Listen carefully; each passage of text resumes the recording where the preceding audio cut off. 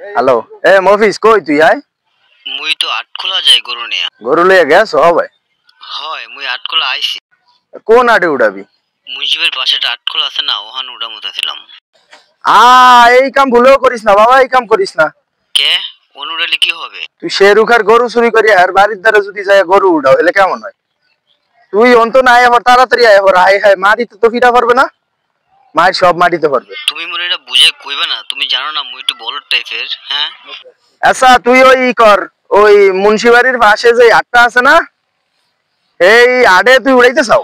হয় মুই তো ওখানে গরু নিয়ে আইছি। আয় হায় না, তুই এই কাম করি না বুঝছো। তুই ওই বলার মধ্যে গরু উঠাইস না, বলার মধ্যে চুরি করে বলার মধ্যে উঠাইলে হয়। তুই ওই করিস, ওই কালো এর দিকে লয়ে যাস গরু। এখন আবার এতন কালা লয়ে যাবো?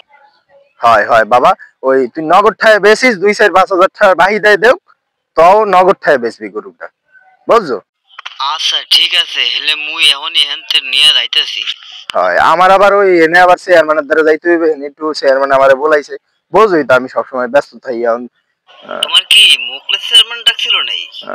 হয় তুই বাপু এই হেন্দা লইস না, হেন্দা আবার তুই যে মুন্সিবাড়ির হেনে উঠাইতে চাইছো হেনে আবার ওই শেরুখা রইছে বেআই বাড়ি, একটা এককালে হাজাল দিয়ে ভিড়াইবে এরা।